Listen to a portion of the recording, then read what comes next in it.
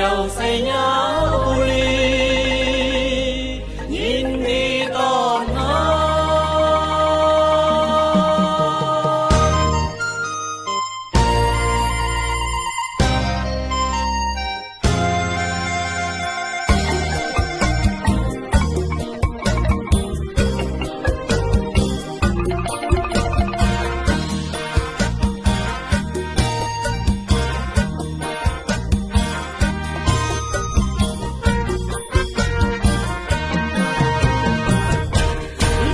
บ้านปากทางภูผาที่ห่างไกลมีสายน้ำทุ่งรองไหลเลี้ยงหล่อใจสาวเมือ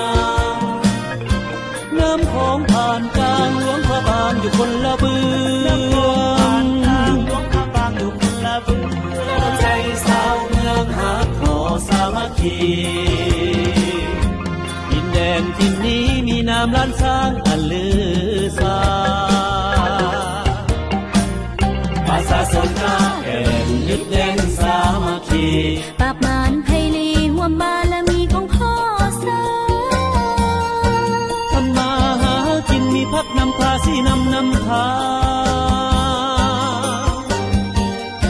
สัญญาทุกอย่างหลายสันต่อสามัคคี11เมืองพอดีสยามบุรีประเทศ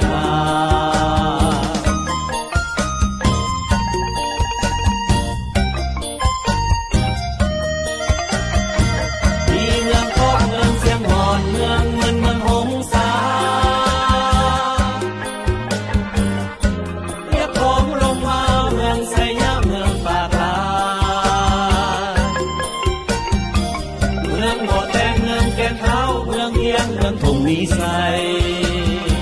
อีกเมืองหนึ่งอย่าลืมไปใส่สถานบ้านแม่เฮาเสิร์นเดินเสิร์นเที่ยวได้ทั้งปีเที่ยวแผนสยามบุรีมีของดีตั้งมากมายมาแต่เวียงจันทร์ไต่ขัวน้ำของปากลาย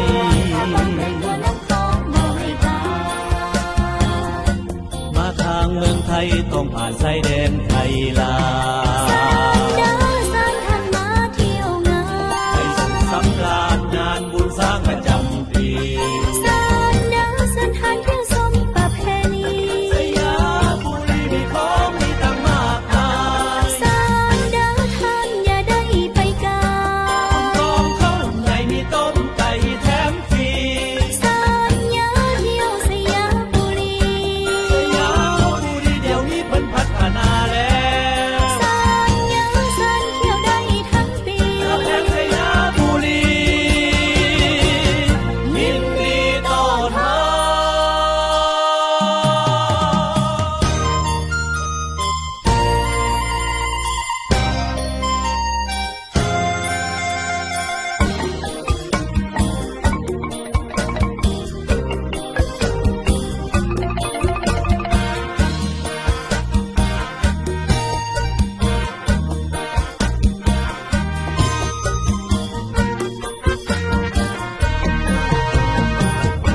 เมืองทองเมืองเสียงหอนเมืองเงินเมืองหงสาเรียบของลงมาเมืองสยามเมืองปากลายเมืองหมดแดงเมืองแก่นเท้าเมืองเอียงเมืองทุ่งนิสัยอีกเมืองหนึ่งอย่าลืมไปใส่สถานบ้านแม่เฮา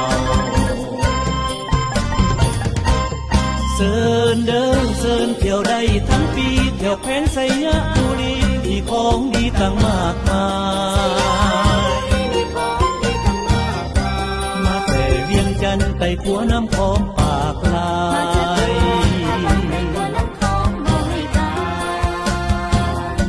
มาทางเมืองไทยต้องผ่านชายแดนไทยลาว